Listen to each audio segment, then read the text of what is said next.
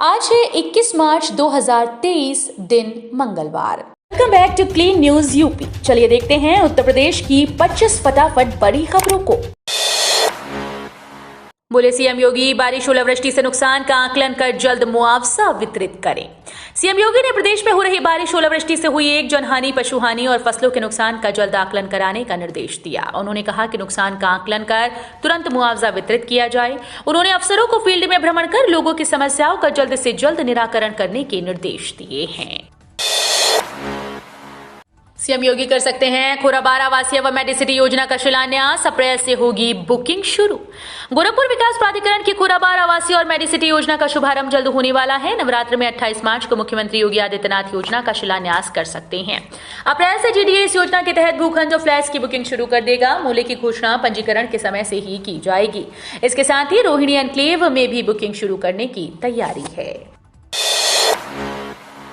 UP सरकार ने किया बड़ा बदलाव, अब जमीन खरीदने के लिए नहीं करना होगा ये काम। उत्तर प्रदेश सरकार ने अनुसूचित जाति, अनुसूचित जनजाति की जमीन की खरीद फरोख्त से जुड़े नियमों में बदलाव किया। SC/ST की जमीन खरीदने से पहले जिले के डीएम की अनुमति नहीं लेनी पड़ेगी। यूपी सरकार ने टाउनशिप से जुड़े नियमों में बड़ा बदलाव किया। पहले SC/ST लैंड एक्ट के अनुसार अनुसूचित जाति, अनुसूचित जनजाति के व्यक्ति की जमीन को SC/ST वर्ग का व्यक्ति ही खरीद सकता था। अन्य वर्गों को इसके लिए जिलाधिकारी की अनुमति लेनी पड़ती थी। लेकिन अब यूपी सरकार ने इसमें संशोधन कर दिया है। लोग अब बिना डीएम की अनुमति के SC/ST जमीन खरीद सकेंगे। मुख्यमंत्री योगी बोले, हर संसदीय क्षेत्र में होंगे खेल कूद के आयोजन। मुख्यमंत्री योगी आदित्यनाथ ने कहा कि पढ़ाई लिखाई के साथ ही खेल कूद भी बहुत जरूरी है। प्रदेश सरकार की तरफ से प्रोत्साहन दिया जा रहा है। मुख्यमंत्री योगी आदित्यनाथ सोमवार को लखनऊ के इंदिरा गांधी प्रतिष्ठान में आयोजित कार्यक्रम को संबोधित कर रहे थे। उन्होंने कहा कि सरकार के साथ ही समाज का भी आगे बढ़ना जरूरी है। जब समाज आगे बढ़ रहा होता है और सरकार का साथ मिलता है तो आत्मनिर्भरता आती है। उन्होंने कहा कि प्रदेश के सभी संसदीय क्षेत्रों में खेल कूद के आयोजन किए जाएंगे। नवरात्रि में विंध्याचल में श्रद्धालुओं के लिए कई खास इंतजाम। मिर्जापुर के विंध्याचल में 22 मार्च से शुरू होने वाली चैत्र नवरात्रि पर खास इंतजाम किए गए। 22 मार्च को यहां भव्य गंगा आरती के साथ साथ गंगा पार आकर्षक आतिशबाजी होगी। तीनों मंदिरों विंध्याचल, अष्टभुजा व काली खोह की भव्य सजावट हो रही है। त्रिकोण परिक्रमा पथ पर इलेक्ट्रिक बस का निःशुल्क संचालन होगा। 4 गोल्फ कोर्ट का भी संचालन होगा। यूपी के 11 जिलों में बनेगी नई जेल। योगी सरकार ने प्रदेश के 11 जिलों में नई जेल बनवाने का फैसला किया। इसके अलावा सरकार एक सेंट्रल जेल और 9 जिलों में दूसरी जेल का निर्माण कराएगी। शासन ने इसके लिए कारागार विभाग को बजट जारी कर दिया है। उम्मीद है कि 2 से 5 साल में नई जेल बनकर तैयार हो जाएगी। मौजूदा समय में प्रदेश के 62 जिला कारागारों में 49,107 बंदियों के रखने की क्षमता है, लेकिन इन जेलों में 95,597 बंदी रखे गए हैं। अवैध निर्माण के मामले में यूपी में तीसरे स्थान पर गोरखपुर, कभी भी चल सकता है बुलडोजर। यूपी में भूमाफिया और अवैध निर्माण पर योगी सरकार पूरी तरह से सख्त है। आवास विभाग ने रिपोर्ट तैयार कर शासन को सौंप दी। इस रिपोर्ट के मुताबिक प्रयागराज और वाराणसी के बाद गोरखपुर अवैध निर्माण के मामले में यूपी में तीसरे स्थान पर है। रिपोर्ट के मुताबिक 25,000 अवैध निर्माण गोरखपुर में है। इसमें आम नागरिकों के निर्माण को छोड़कर भूमाफिया के द्वारा निर्माण किए गए अवैध निर्माण पर बाबा का बुलडोजर कभी भी गरज सकता है। गोरखपुर में विकास विभाग की रिपोर्ट के मुताबिक गोरखपुर में 25,000 अवैध निर्माण हैं। हैरानी की बात तो यह है कि प्रयागराज और वाराणसी के बाद अवैध निर्माण के मामले में गोरखपुर यूपी के टॉप 15 शहरों में तीसरे स्थान पर है।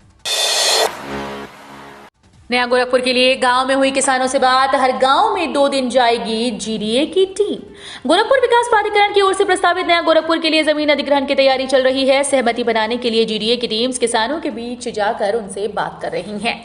पिछले सप्ताह टिकरिया रोड के गांव में जीडीए की टीम्स ने बैठक की थी। 20 मार्च से कुसमी क्षेत्र के गांव में बैठक शुरू की। 6 टीम अलग अलग गांव में बैठक करेंगी। दूध, अंडा और मांस बन रहे अर्थव्यवस्था के लिए खास। सरकार का पशु संपदा के जरिए स्वरोजगार बढ़ाने पर जोर। उत्तर प्रदेश की अर्थव्यवस्था को दूध, अंडा और मांस मजबूत कर रहे हैं। दूध व अंडे के उत्पादन में वृद्धि हुई तो मांस का उत्पादन और निर्यात भी बढ़ा। सरकार विभिन्न योजनाओं के जरिए युवाओं को इस क्षेत्र से जोड़ रही है। कहा गया है कि पशु संपदा का भरपूर प्रयोग किया जाए, जिससे स्वरोजगार को बढ़ावा दिया जा सके। उत्तर प्रदेश देश के दूध उत्पादन का 17% हिस्सा उत्पादित करता है। वर्ष 2020-21 में 313.59 लाख मीट्रिक टन और वर्ष 2021-22 में 330.05 लाख मीट्रिक टन दूध उत्पादन हुआ है। यूपी के इन जिलों में चलेंगी तेज हवाएं, येलो अलर्ट जारी। लखनऊ समेत यूपी के सभी जिलों में 16 मार्च से बारिश हो रही है। कहीं कहीं ओले भी गिर रहे हैं। मौसम विभाग के मुताबिक 21 मार्च यानी आज भी मौसम इसी तरह से बना रहेगा। कहीं तेज तो कहीं हल्की बारिश होगी। तेज आंधी भी चलने की संभावनाएं लगातार बनी है। इसके अलावा प्रदेश के पश्चिमी, मध्य और पूर्वांचल के कुछ जिलों में 25 से 35 किलोमीटर प्रति घंटे की रफ्तार से हवाएं चलेंगी। इसको लेकर येलो अलर्ट जारी किया गया। हिंदू राष्ट्र की मांग करने वाले आतंकवादी। एआईएमआईएम यूपी के प्रदेश अध्यक्ष शौकत अली ने हिंदू राष्ट्र की मांग करने वाले लोगों पर टिप्पणी की। उन्होंने कहा कि कुछ लोग देश को तोड़ना चाहते हैं। शायद उनको ये नहीं पता कि हमारा देश संविधान से चलता है। जो लोग हिंदू राष्ट्र की मांग करते हैं वो आतंकवादी हैं। मुस्लिमों पर हो रहे जुल्म के खिलाफ आवाज उठाने पर देशद्रोह का मुकदमा दर्ज हो जाता है। हिंदू राष्ट्र की मांग करने वालों पर भी कोई कार्रवाई होनी चाहिए। श्री कृष्ण जन्मभूमि शाही ईदगाह में 25 मार्च को आ सकता है फैसला।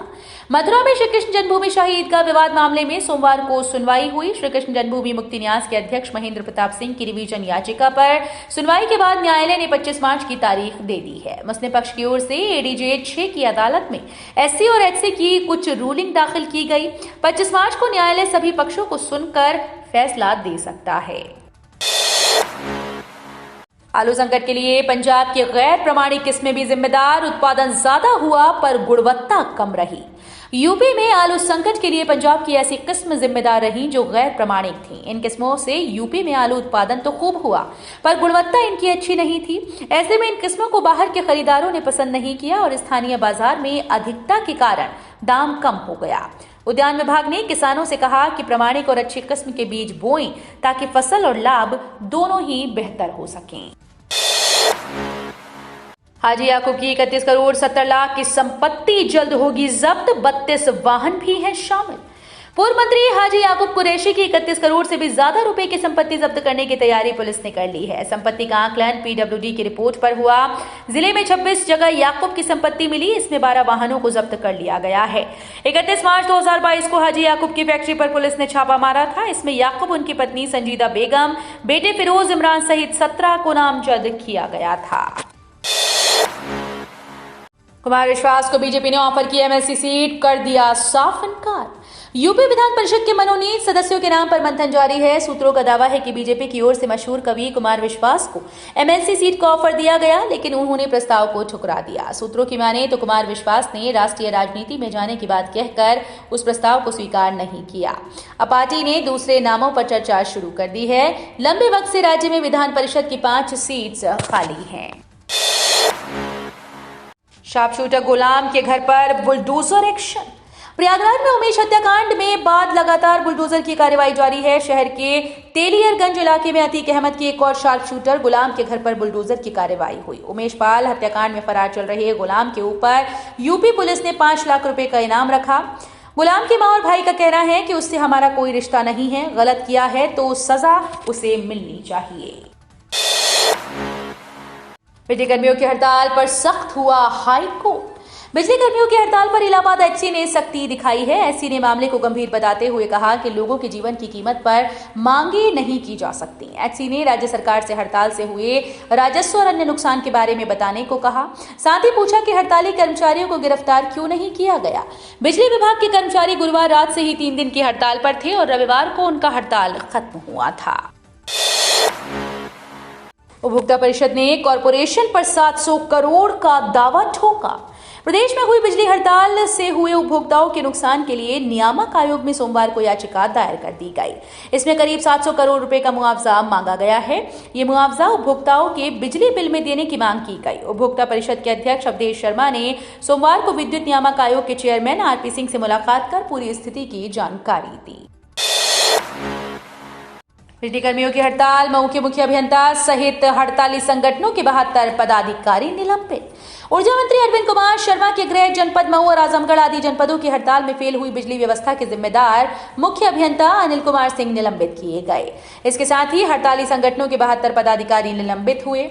सभी परियोजनाओं के 71 पदाधिकारियों की एफआईआर और सस्पेंड कर अन्य परियोजना लखनऊ मुख्यालय से अटैच करने के आदेश लखनऊ मुख्यालय के जीएमएचआर ने जारी कर दिए। कोरोना की दहशत बढ़ी, यूपी के अब इस जिले में मिले मरीज, 4 दिन में दुगने हुए एक्टिव केस। देश के अलग अलग राज्यों की तरह यूपी में भी कोरोना के मामले बढ़ने लगे हैं। राजधानी लखनऊ में नए मरीजों के मिलने के बाद छोटे जिलों में भी पॉजिटिव केस सामने आ रहे हैं। बागपत में सोमवार को 2 नए केस मिले। 2 दिन पहले भी 2 मरीज मिले थे। इसमें 2 दिन में ही एक्टिव केस दुगने हो गए। इससे स्वास्थ्य विभाग में हड़कंप मचा हुआ है। भाजपा के प्रदेश अध्यक्ष बोले, 2024 में भी मौका परस्त विपक्षी दलों के मंसूबों को नाकाम करेगी जनता। भाजपा प्रदेश अध्यक्ष भूपेंद्र सिंह चौधरी ने कहा कि कुछ मौका परस्त और स्वार्थी दल 2024 के लोकसभा चुनाव में भाजपा को हराने के सपने देख रहे हैं, लेकिन देश व प्रदेश की जनता 2014, 17, 19 और 22 की तरह 24 में भी इनके मंसूबों को नाकाम करेगी। चौधरी ने बयान जारी कर कहा कि इन दलों ने पहले भी 3 चुनाव में स्वार्थ और सत्ता के लिए चुनावी गठबंधन किए थे। चुनाव में असफल होने पर अपनी राह अलग कर ली। जिन लोगों ने यूपी में अपनी जमीन खो दी, वो अब दूसरे राज्यों में भाजपा को हराने के लिए अन्य दलों की बैसाखी का सहारा तलाश कर रहे हैं। महज 6 घंटे में तय होगा वाराणसी से हावड़ा का सफर। जल्द दौड़ेगी वंदे भारत एक्सप्रेस। पश्चिम बंगाल को वंदे भारत की सौगात पहले ही मिल चुकी थी। हावड़ा न्यू जलपाईगुड़ी रूट पर बंगाल की पहले वंदे भारत एक्सप्रेस शुरू की गई। दूसरे चरण में बंगाल को वंदे भारत की सौगात कब मिलेगी? अटकलों में ये सुनने को मिल रहा है कि हावड़ा वाराणसी रूट पर वंदे भारत ट्रेन कुछ महीनों में चल सकती है।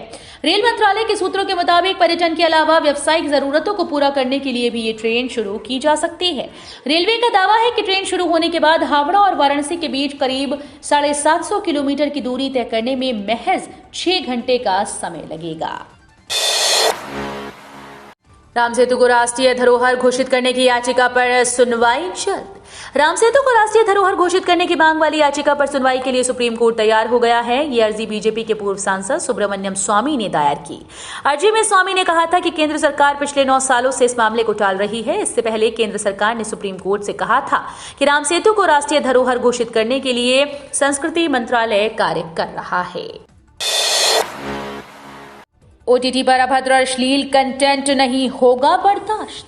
ओटीटी पर दर्शकों के सामने अभद्र और अश्लील कंटेंट परोसा जा रहा है। इसको लेकर केंद्रीय सूचना एवं प्रसारण मंत्री अनुराग ठाकुर ने कहा कि ओटीटी पर क्रिएटिविटी के नाम पर गाली गलौज और अश्लीलता बर्दाश्त नहीं की जाएगी। अभद्र और अश्लील कंटेंट को लेकर सरकार गंभीर है। इन प्लेटफॉर्म्स पर क्रिएटिविटी की आजादी दी गई थी, अश्लीलता की नहीं। ऐसे में जरूरी होने पर कार्रवाई भी की जाएगी। 2000 के नोट को लेकर निर्मला सीतारमण का बड़ा बयान। वित्त मंत्री निर्मला सीतारमण ने 2000 रुपए के नोट को लेकर बड़ी जानकारी दी है। उन्होंने संसद में बताया कि एटीएम में 2000 रुपए के नोट भरने या न भरने को लेकर बैंकों को कोई गाइडलाइन नहीं दी गई। बैंक पिछले उपयोग, कंज्यूमर की जरूरत, सीजनल ट्रेंड आदि के आधार पर एटीएम में अमाउंट और कौन से नोटों की ज्यादा आवश्यकता है वो असेसमेंट करते हैं। तो ये थी आज की 25 फटाफट बड़ी खबरें। अगर आपको न्यूज पसंद आई हो तो वीडियो को लाइक और शेयर जरूर करें। धन्यवाद।